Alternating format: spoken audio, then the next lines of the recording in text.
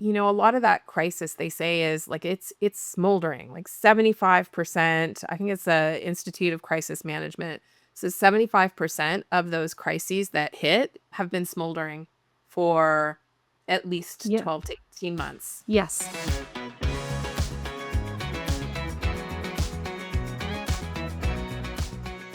Welcome to today's episode of the Blu Thread Conversations podcast. In leadership, few moments feel heavier than when trust is broken, especially when the spotlight is on you. In today's world, where news spreads fast and public opinion shifts even faster, a single misstep can quickly become a defining moment. Whether it's a public controversy, a cultural misalignment, or something that caught you off guard, how you respond matters just as much as what happened.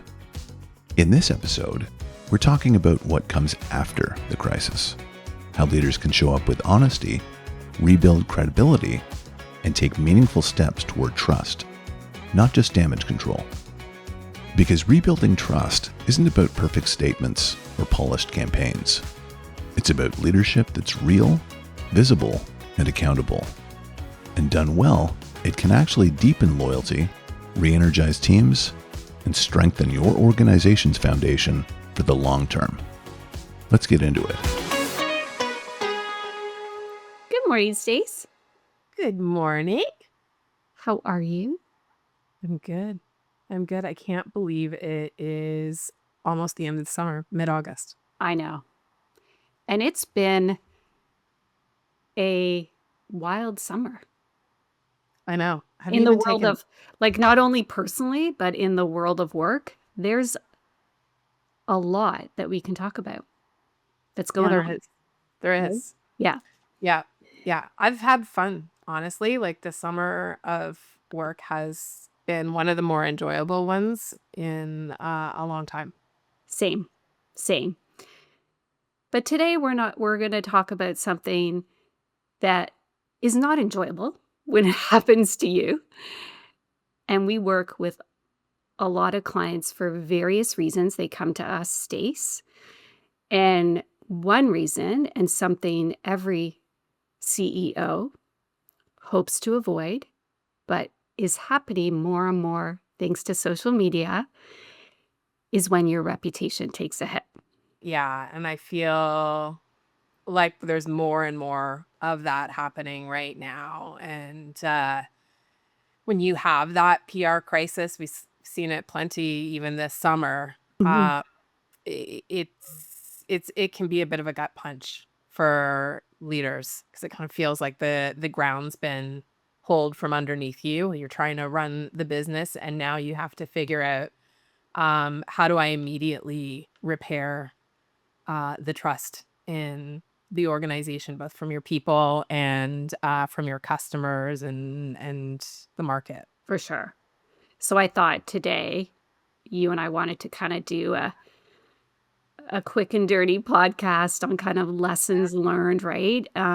Because we have worked with many leaders who have been hit with a reputation crisis and have helped them rebuild trust. So let's start with when it happens, Stace. Either a social media post has gone viral. There's a multitude of reasons and things that we have seen where reputation has taken a hit. What do you do? Like, what do you do as soon as you see that happen? Yeah. Yeah, well, I think like the immediate instinct is you kind of want to hide, right? Yes.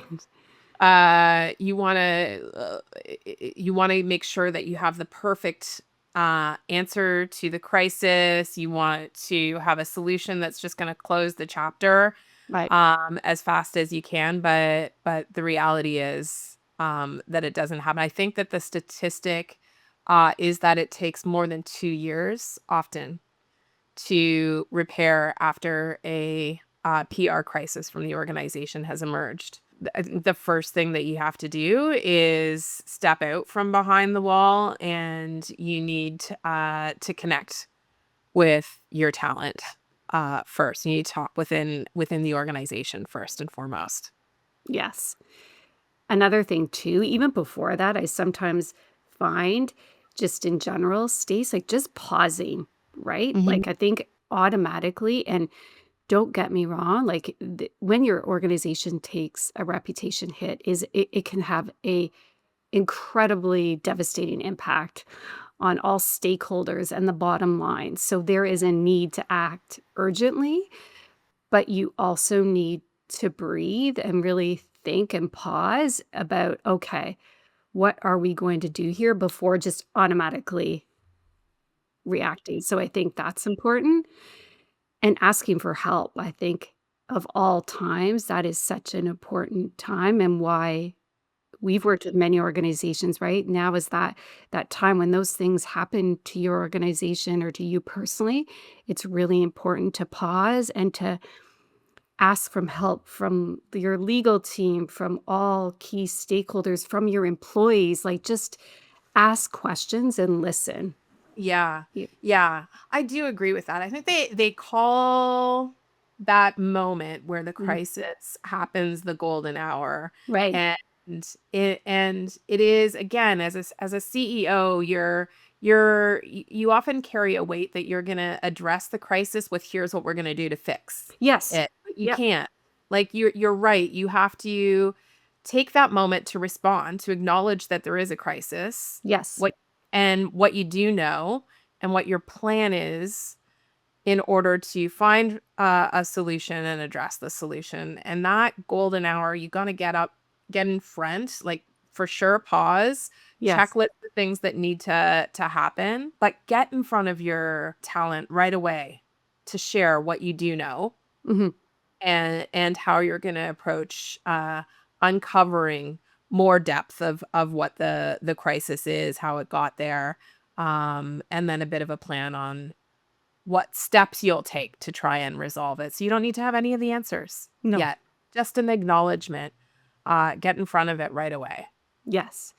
And we've seen, I love that you said that, Stace. Like, I think that will have a tremendous amount of impact on trust if Yeah. you do admit, I don't know what the answers are and how we are going to fix it, but I'm going to talk with and Y- listen and engage with as many people as I can to put together a plan.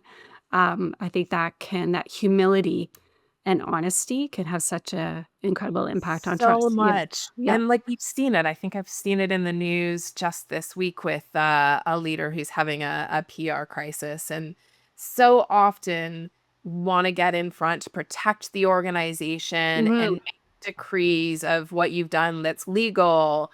And you just, like, really should avoid that talk the first bit. You really want to, like you say, lean into humility and Mhm. curiosity, that you want to get to the bottom of it, because that is far more trust building than coming out with immediate answers. And what are your thoughts when you're the problem? Mm. Right? Um, what have you seen? Because I think that's really important, and we've worked with organizations where that has happened, right? So, how do you address that as a CEO of an organization, and you're the problem and the reason why your organization has taken a hit? You might have heard, Steve. Did you hear about the That Coldplay concert? I'm uh just yeah. yeah, Oh my yeah. gosh. Well, and certainly in that one, I think it was the board that made that decision, that certainly they were the problem. Trust had been Yes. inexplicably damaged from both HR Yes. leadership and CEO. Though good PR, everyone knows who astronomy is now, right? Yes, they do. Yes. I think, though, back to your question about, like, if you're the CEO, hopefully you have a team that you can trust, that in the first place is going to say you are the problem, Right. and we're all fallible. Yes. And And human and yes. Yep. yeah, and the reality is, most of the time, that you are the problem is one simple error you made, one statement you made, or you had the best of intention on how you were going to drive profit for the business, and maybe some of the ways you went about it with leadership team got misconstrued. Like, there can be a number of reasons why you are the problem. I'd say that leaning on partnership with your HR, with your risk team, and going to some third parties to really get to the bottom of it. Like remove yourself as quickly as you can to let others do the due diligence because trust has been impacted usually in that crisis.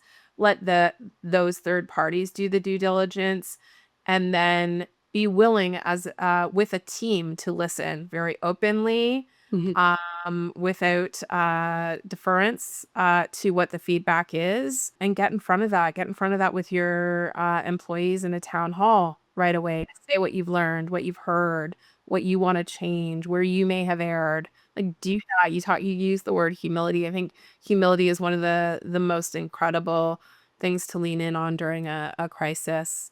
But then very actionable steps on Mhm. what you're gonna do and messaging with consistency, so it's not just about a promise to fix, Right, but that you start to show some progress in how you're addressing that. right. You've worked with some great organizations who had crises with leadership and saw how you and the team were able to repair trust within the organization, with the marketplace very quickly. Right, right.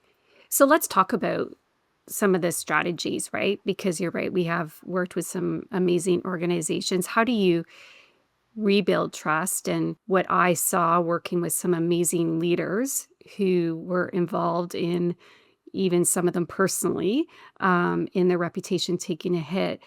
What I saw them do was I saw them be very humble and very visible. One leader in particular would just go around and talk to people and just listen. How are you feeling? Do you have any questions? As opposed to just talking at them, almost coming across as defensive, just being really open and eager to, to hear how they're feeling. Any concerns? What questions do you have? And I thought that had a huge impact, very informal, on starting to rebuild trust. There were also formal mechanisms, bringing in us, right, to listen and conduct more formalized kind of focus groups and surveys and so forth, which were necessary across all stakeholders to rebuild trust. But I also loved the fact that these leaders were visible and just there to listen. Mm. Isn't it true too that when you think about some of the most dynamic, successful leaders, it is that Yes. they take the time to step away from the desktop, the corporate Yes. communications that have been curated by their corporate affairs team, Yes. and they do just that. They build a relationship by sitting and listening. The skills that got them to the CEO spot, they revert to during a time of crisis. It's that relationship that builds the trust as opposed to a specifically well-crafted message. Yes. And sometimes for legal reasons, you need that, but and to your point, get out there, and listen, which I Yeah. think, is important. But what I also see is it makes it easier, and we talked about this in earlier podcasts, to rebuild that trust if you already have a voice. So if Mhm. you're already doing that today, and we can't stress that enough, how important it is that you are out there today, like Yeah. carve out time, talking to your stakeholders internally, your employees, talking to the community, talking to potential candidates. If you don't have a strategy where you are constantly sharing your thoughts and ideas and reaching out to those people and listening, regardless of whether your organization has taken a hit. I think that's really critical because that will help you 100% rebuild trust quicker. Yeah, I love that. I think it's that trust building is so important. I think you need to be listening on an ongoing basis as well. I mean, even 3 years ago, organizations had the ability to shape and craft their brand reputation from their own perspective much easier than they do today with the advent of AI that is pulling from some of the most open forums that there are. It really is learning from forums like Reddit, from Glassdoor, from Indeed. So you can't control the message Right. now. And a lot of that crisis they say is like it's smoldering, like 75%. I think it's the Institute of Crisis Management. So 75% of those crises that hit have been smoldering for at least Yeah. 12 to 18 months. Yes. So it is important to be listening to your employees, but it is also important to be monitoring what is being said online, because you can often uncover where there may be issues if you're regularly monitoring what is being said. Yes. Agree with you. Oh my gosh, Stace, I bet it's higher than 75%, right? Like the signs It were could be there. today. The It signs could were be. there, right? And Yeah. don't ignore them. And Yeah. if you're listening, address it. And we've seen it time and time again, using our dashboard, the Employer Brand and Culture Index. We have seen time and time again that issues that turned into multi-million-dollar Yes. lawsuits, you could often pick it up a year before it started to rumble. So what's our recap, Stace? I think this was an important topic for our listeners, given the huge news of the summer, Yeah. with the Coldplay concert. But how do we sum up, what an organization really needs to do when this happens to them? Well, if we could start with how we just kind of like that last little bit, don't wait for the crisis. Yes. Like, Edelman's report is that institutional trust is at an all-time low. Yes. So the cost to your business is significant when things go wrong, and it will take years to repair.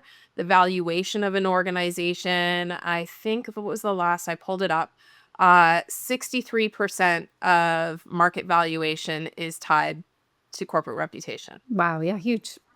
So it's the CEO's responsibility to be constantly monitoring. It's not a nice to have, it's essential Right. right now. Right. So that would be the first thing I would say, is that you should always be listening very openly, understanding that what's being told to you, even though you should listen to employees, you also need to hear what's being said in the market by customers, by employees. You need to monitor on an ongoing basis today. Then I loved what you said, build that trust with your teams on an ongoing basis so Yeah. that you don't have to start after the crisis has hit. Yes. And you talked a little bit about that, going in front of people, building relationships, asking a lot of questions, Mhm. regular town halls and open forums where people feel safe to ask questions, that it's not a challenge or a threat. Yes. I think that is really, really important, that ongoing two-way communication. Yes. Anything else you'd add internally? I think just when that happens, like pausing, asking for help. I think a lot of people at the C-suite, I think we're getting better, but many struggle with that. And I think it's really important of all times to show vulnerability. There's amazing people that can help you and partner with you. So I think that's really important. And that balance of, obviously, there may be legal messaging that's required to protect the organization. But in addition to that, like you said, making sure that you're also getting out there, not scripted, being honest and being real, and then working and collaborating with all stakeholders, even employees, customers, community, on developing an action plan, keeping it simple, and providing ongoing updates and a communication plan on how you are progressing against those commitments. Yeah. Yeah, I love that. It just also, what you said just made me think of a conversation we had yesterday with a private equity firm. Yes. As important as it is for us to listen to employees and have that two-way communication, it is also really important for us as leaders to now curate and share some of those positive stories on a regular basis, Yes. whether it be from your customers or its employees, encouraging them to do that. Because you don't want to wait or have an outsized amount of negative reputation because you've just sat back in hopes that silence is golden. Yes. Yes. And one, as we all know, right? One negative Yep. incident or mention about your organization can have a greater impact than two positives, right? So I think that's an important Yeah. part of our Yeah. strategy too, right? Drive those ongoing storytelling mentions about your organization. Yeah. Yes. Yeah. Yes. So, we are in unprecedented times in Yes. this age of AI and reputation impact on an organization. It's been significant, but we're going to see a much more amplified impact on the business when a reputation PR crisis hits. Yes. So I would say right now, highly encouraged that leadership teams are looking at a preventative approach to managing reputation and building trust on an ongoing basis, not just an engagement survey to tell you what your trust is like or an NPS survey to tell you what your trust is like. Build it like a strategy, like your brand strategy. Yes. And when studies show that a CEO can drive valuation within your organization with their brand alone, Yeah, we better be holding our CEOs accountable yeah, to having a strategy agree, 100%. Yeah. agree. Yeah. That's it, Stace. It. Short That's and it. sweet. Love it. Love it. Um, if this is something that you think someone that you're working with, your leadership team, a friend deserves the opportunity to really like listen in on what we see happening with reputation, please share. I think we'd love to have people comment as well on what else you'd like to hear Please. about in the space of leadership, culture, reputation, employer brand. Because we're eager to curate content that you're hoping to learn from. Yes. And we look forward to our next podcast with the coolest brand, Crocs. So look forward to Oh, welcoming them. I so know. Great they client. are fun. Yeah, Yeah. great client, great people, really talented, Yeah. and such a brilliant employer brand. And you can find out more about Blu Ivy by visiting our website, BluIvyGroup.com. Enjoy the rest of your summer. Yeah, thank you. You too. Thank It's only you. a couple weeks left. Bye. Bye. Bye, babe.